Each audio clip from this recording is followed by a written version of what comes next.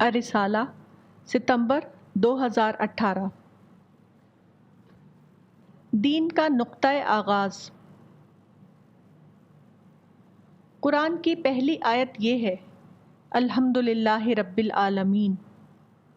یہ آیت بتاتی ہے کہ دین کا نقطۂ آغاز اللہ رب العالمین کی دریافت پر مبنی ہے، یعنی اہل دین کو چاہیے کہ وہ سب سے پہلے اللہ رب العالمین کی معرفت حاصل کریں، اس کے بعد وہ دینی زندگی کی تعمیر کریں۔ اس ترتیب کو اختیار کرنے سے انسان کے اندر حقیقی معنی میں دینی شخصیت بنے گی۔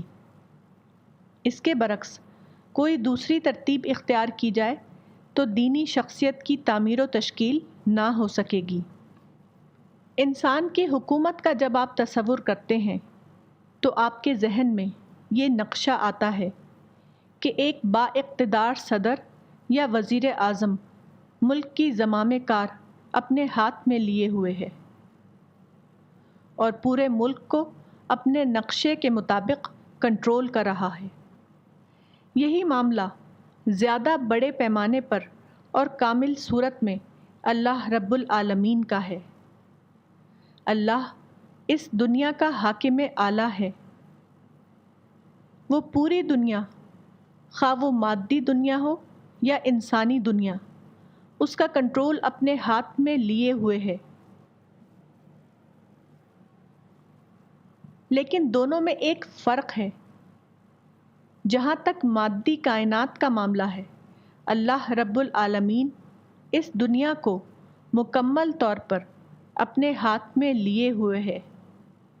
اس کے برعکس انسانی دنیا کے معاملے میں جزوی طور پر انسان کو آزادی دے دی گئی ہے۔ انسان سے یہ مطلوب ہے کہ وہ خود انضباطی یا سیلف امپوزڈ ڈسپلن کے تحت اللہ رب العالمین کے آگے جھک جائے۔ انسان کو حکومت الہیہ قائم کرنا نہیں ہے، بلکہ اپنے آپ کو حکومت الہیہ کا پابند بنانا ہے۔ دین کا یہی آغاز امت مسلمہ سے مطلوب ہے۔ بظاہر یہ سمجھا جاتا ہے کہ مدرسوں میں دین کی تعلیم و تربیت دی جاتی ہے، لیکن حقیقت یہ ہے کہ یہاں درست ترتیب کے ساتھ کام نہیں ہو رہا ہے۔